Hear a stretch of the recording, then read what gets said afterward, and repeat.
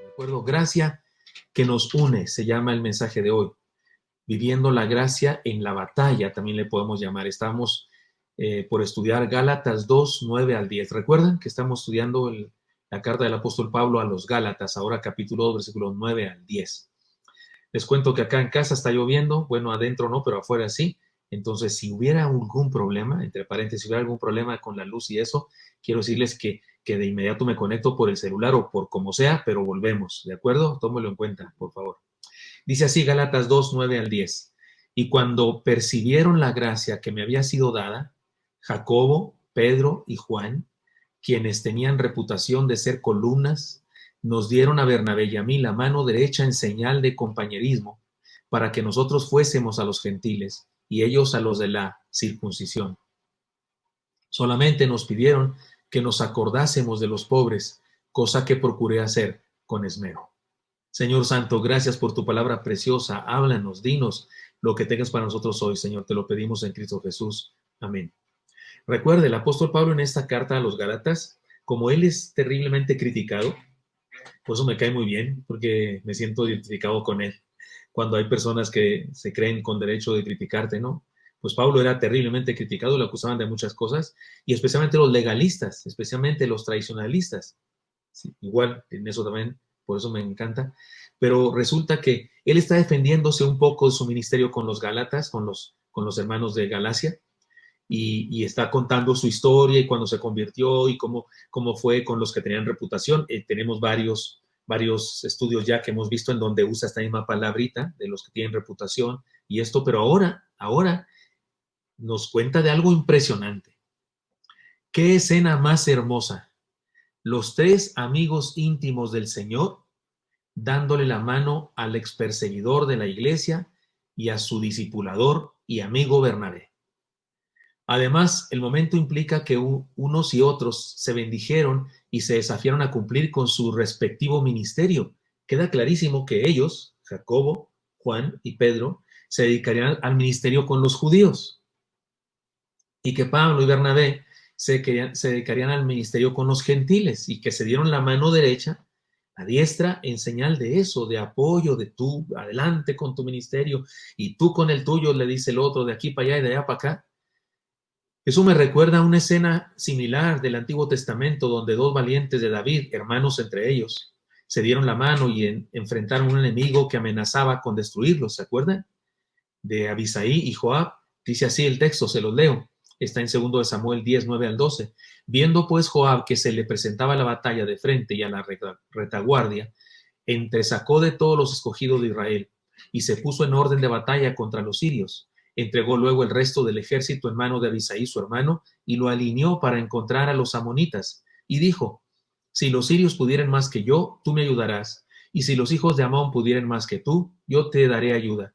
Esfuérzate y esforcémonos por nuestro pueblo y por las ciudades de nuestro Dios, y haga Jehová lo que bien le pareciere. Eso está en 2 Samuel 10, 9 al 12, como he dicho. Oiga, qué hermoso pasaje, ¿no? Me recuerda este incidente, pero ahora son Bernabé y Pablo y Saulo, Pablo de un lado, y de otro lado son nada más y nada menos que Juan, Jacobo, su hermano, y Pedro. Me hubiera gustado estar ahí en los dos casos, entre Joab y Abisaí como un guerrero, o entre Jacobo, Pedro y Cefas, o Juan, Pablo y Bernabé, entre esos cinco. En este caso hubiera sido yo un discípulo aprendiz, no pastor, ¿verdad? Esta hermosa escena nos ayuda a entender las siguientes enseñanzas. Recordemos, se trata de algo impresionantemente importante en el reino, en la historia de la fe. El perseguidor de cristianos, convertido, transformado, está siendo discipulado por el compañerismo de Bernabé, su amigo, y ahora conoce a los apóstoles. Estos apóstoles, no cualquiera de los 12, sino los 3 más cercanos al Señor, y se dan el apoyo y cada uno se bendice para su ministerio en particular. He aquí algunas enseñanzas importantes. La gracia de Dios nos integra a su plan. Repito, la gracia de Dios nos integra a su plan. Hay que decirlo claramente, se nota que has experimentado la gracia de Dios cuando tienes gracia por otros o cuando tienes gracia para con otros. Repito, Se nota que has experimentado la gracia cuando tienes gracia para con otros. No perdamos de vista lo siguiente. Jacobo, Pedro y Juan son nada más y nada menos que los tres discípulos principales del Maestro Jesús. En todos los evangelios se hace evidente que ellos tres tenían un lugar especial en el ministerio del discipulado de nuestro Señor. Por ejemplo, solamente digamos los siguientes ejemplos. Regularmente aparecen al principio de la lista de los apóstoles. Usted puede ir a los evangelios y en cualquier lista de los apóstoles, el primero es Pedro. Siempre el primero es Pedro. Después de Pedro pueden estar Juan y Jacobo en cualquier orden. Jacobo, Juan, Juan y Jacobo. Pero siempre están estos tres al principio. Pedro siempre al principio. Todos los demás pueden estar en orden diferente, pero estos tres siempre están al principio. Pedro en primer lugar en todas las listas y después Juan y Jacobo o Jacobo y Juan, hermanos, los hijos de Zebedeo, dice. Solo a ellos, solo a estos tres, se les permitió acompañarle al monte de la transfiguración. Un momento tan importante, tan especial del Señor, el monte de la transfiguración, aquel día en que se le pusieron sus vestidos blancos, y luego hablando con él Elías y Moisés. ¿Recuerdan ustedes ese incidente? Que hasta Pedro se quería quedar ahí, dijo, hagamos 3 enramadas. ¿Se acuerdan de aquello? ¿Quiénes estaban ahí? ¿Los 12 apóstoles? No estaban los 12 apóstoles. Solo estaban 3 apóstoles. Pedro, Jacobo y Juan. Estos 3. Solo a ellos se les permitió acompañarle en la resurrección de la hija de Jairo. Lo dice clarísimo Marcos 5:37. Lo que dije de la transfiguración está en Mateo 17:1. Y en Marcos 5:37 dice que el Señor Jesús entró con los papás de la niña y con Pedro, Jacobo y Juan. Solamente. No entró Mateo, no entró Judas Iscariote, ni Judas Tadeo. No entraron todos los demás. Solamente estos 3. Tuvo la confianza de compartir con ellos su angustia y solicitó su aporte espiritual en Marcos 14:33 y en otros pasajes de los evangelios, cuando Jesucristo oró intensamente, incluso sudó gotas de sangre, dice la Escritura. Fue a ellos 3 a los que les dijo, ni ustedes, Jacobo, Juan, Pedro, pueden velar conmigo, mi alma está muy triste hasta la muerte, les dijo. Oiga, sí que eran íntimos del Señor, sí que eran personajes importantes. Podemos decir que se trata de un trío de gigantes de la fe. Cualquiera de nosotros hubiera querido estrechar su mano y recibir de ellos palabras de aliento. Además, eran testigos oculares de la revelación de Dios, su encarnación, de la máxima revelación de Dios, su encarnación en Cristo Jesús, nuestro Señor. Seguramente tenían mucho que enseñar. Sin embargo, lejos de mostrarse soberbios o portarse despectivamente con los novatos, le dan la diestra en señal de compañerismo a unos novatos en la obra misionera, novatos en el ministerio. En el caso de Pablo, tan novato que hace rato era perseguidor de cristianos. Definitivamente la gracia de Dios nos hace ser parte de un plan que incluye también a otros.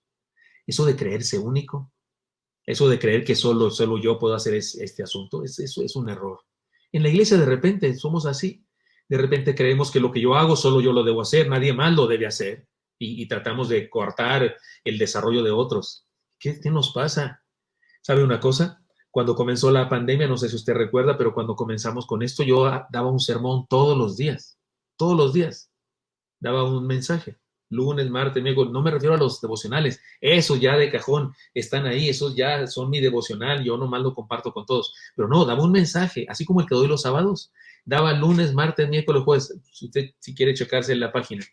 Pero dejé de hacerlo. ¿Por qué? Porque me di cuenta que los jóvenes se conectan los martes y los jueves y los sábados, y Somos Todos se conecta también los no sé qué días, y los más 30 en su reunión, y las mujeres. Y dije yo, ¿qué ando haciendo yo todo? Que todos compartamos, que todos prediquemos y compartamos. Usted sabe que yo invito de repente a otros predicadores. Ahora yo sé que es mi ministerio, es mi responsabilidad. Se dice el púlpito, que el púlpito es un símbolo del hecho de la predicación. Porque mire, aquí ni púlpito tengo, ni en Noreb tampoco, ¿verdad? Uso el púlpito, ni en el Gran Foro, pero se usa esa palabra para referirse al ministerio de la predicación. Oiga, se vale compartir, se vale reconocer a otras personas que están creciendo y que están desarrollando ministerios. En nuestra magna de jóvenes, los jóvenes se levantan, predican, tienen devocionales y tienen sermones y estudios. Es hermosísimo. Aquí vemos a 3 gigantes de la fe, tres los más cercanos del Señor. dando la diestra y reconociendo el ministerio de unos novatos, porque acuérdense, en este momento Pablo no es el Pablo que usted y yo conocemos, no es el Pablo autor de las 13 cartas del Nuevo Testamento, no, es un matacristiano recién convertido que ahí trae Bernabé para todos lados y anda discipulándolo. Así es que ellos no sabían quién era, quién iba a llegar a ser. Sin embargo, reconocen de parte de Dios su llamado y le integran y se integran juntos. Sí, definitivamente la gracia de Dios nos integra a su plan. En segundo lugar, la gracia de Dios nos permite reconocer el ministerio de otros. Esto está implícito en lo anterior, pero déjeme decirlo ahora de manera particular. Aunque muchos tenían problemas para reconocer el ministerio de Pablo y Bernabé, especialmente porque se juntaba con gentiles, como Tito, quien les acompañaba en esos momentos. ¿Se acuerdan que no estaba circuncidado y esas cosas?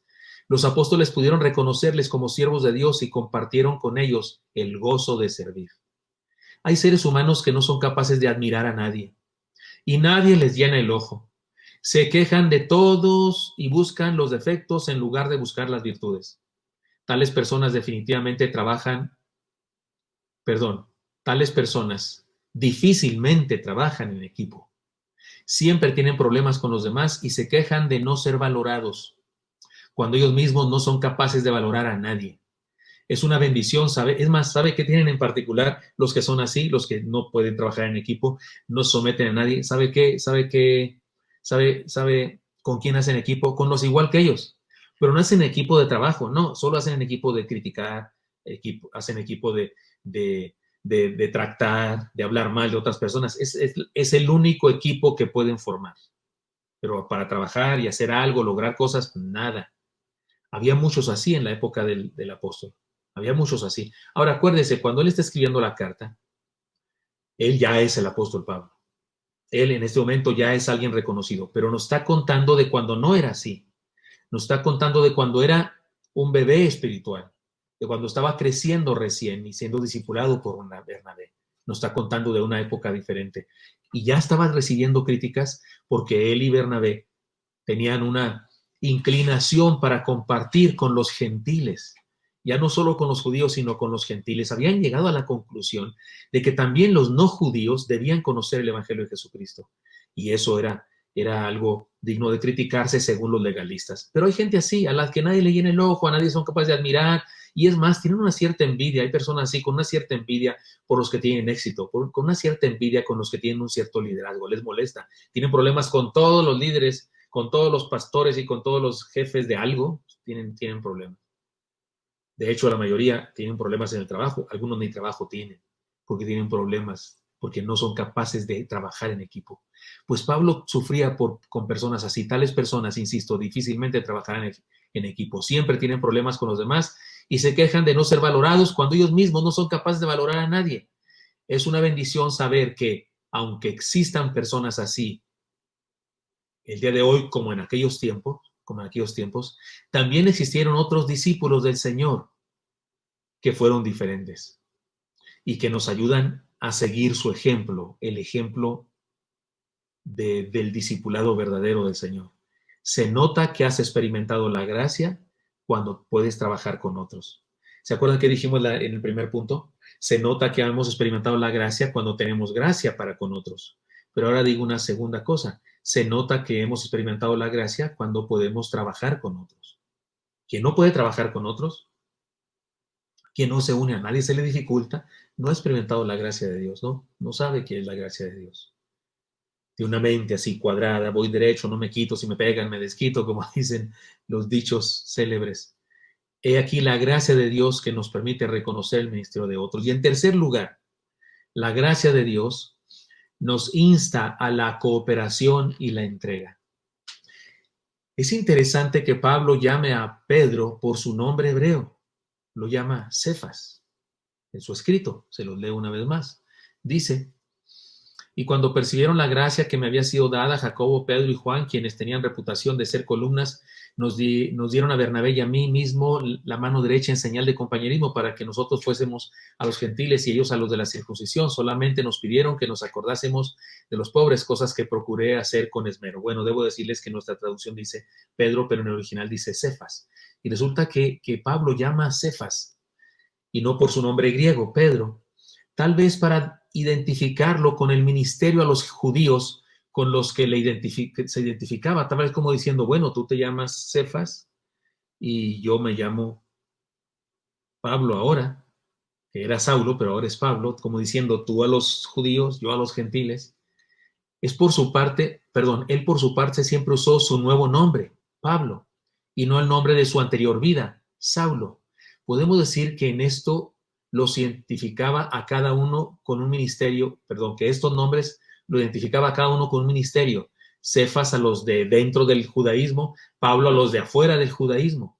Sin embargo, aunque de acuerdo a su ministerio seguían rutas diferentes, la dirección era la misma.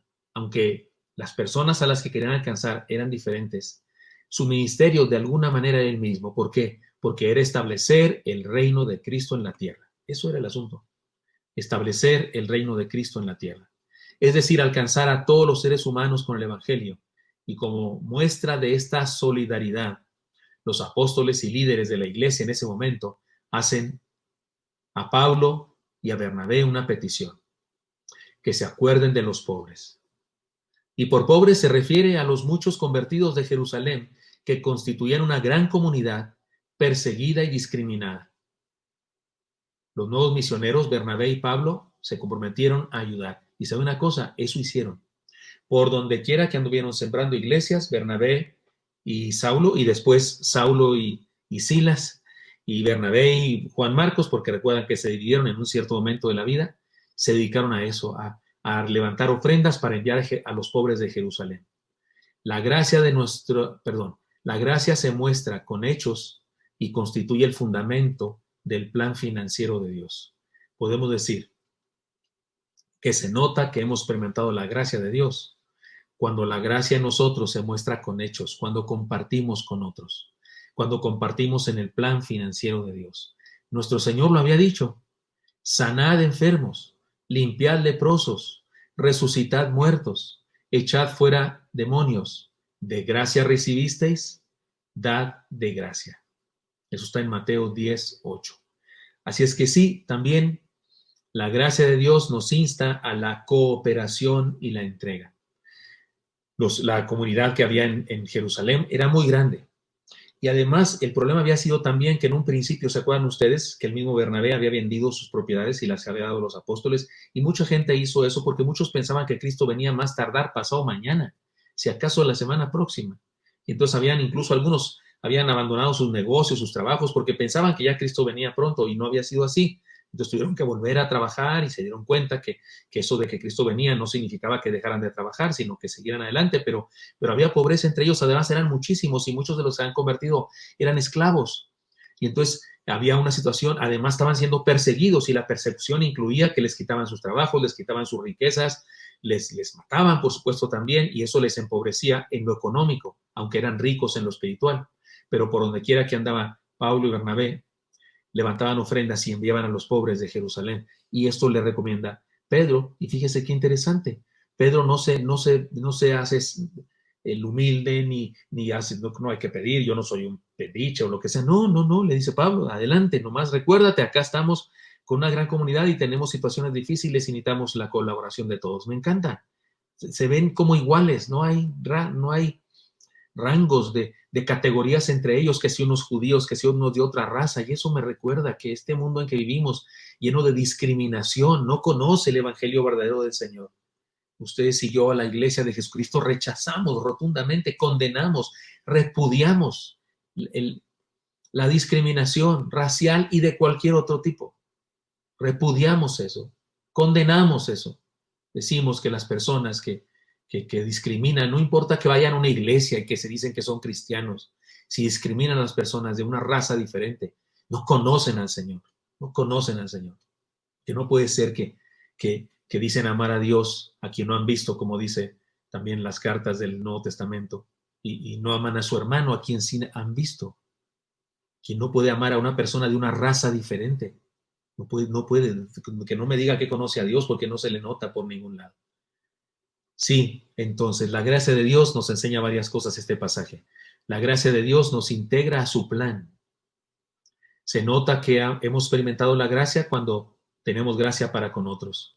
La gracia de Dios nos permite reconocer el ministerio de otros. Se nota que hemos experimentado la gracia cuando podemos trabajar con otros. Y la gracia de Dios nos insta a la cooperación y la entrega. Se nota que hemos experimentado la gracia de Dios cuando damos, cuando compartimos a otros. Para finalizar, déjenme les cuento algo. Un grupo de gallinas colgadas de una pata pueden estar muy juntas, pero no están unidas. De hecho, están muertas, listas para hacer caldo. Los cristianos podemos tener diversidad entre nosotros en cuanto a habilidades y ministerios, diversidad.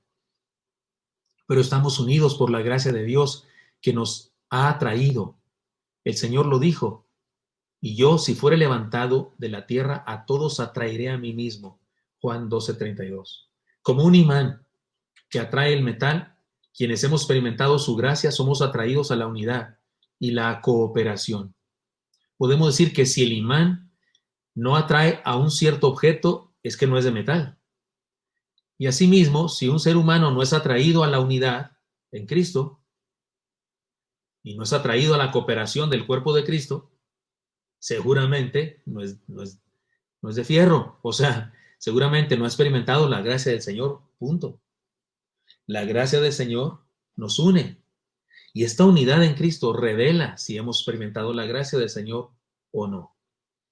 Vivamos la gracia de Dios y luchemos juntos las batallas de la fe. Sí, hermanos míos, dejemos que la gracia de Dios nos inunde y nos una, nos junte. Insisto, gallinas colgando de una pata están juntas, pero no unidas. No, para estar unidos hay que estar muy vivos. Y hay que estar muy vivos espiritualmente. Y para estar vivos espiritualmente hay que experimentar la gracia de Dios, esa que nos insta a la entrega, esa que nos insta a la colaboración, esa que nos insta a integrarnos a su plan, sin discriminación alguna de los que son diferentes a nosotros. Así es que sí, les dejo esta enseñanza entonces. Vivamos la gracia de Dios y luchemos juntos las batallas de la fe.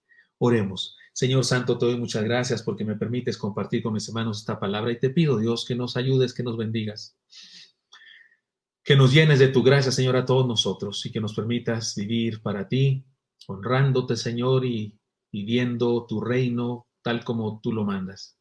Y que podamos tener, Señor, la gracia que tú tuviste para nosotros, para otros nosotros, y para colaborar con ellos y para compartirles también vida y materias, cosas materiales y amistad y admiración y cariño. Únenos, Señor, que tu gracia nos atraiga como imán a todos los que la hemos experimentado. Pongo en tus manos nuestras vidas y bendice a cada hermano, ahí en su casa, donde quiera que está cada uno, bendícele. Te lo pedimos en Cristo Jesús. Amén.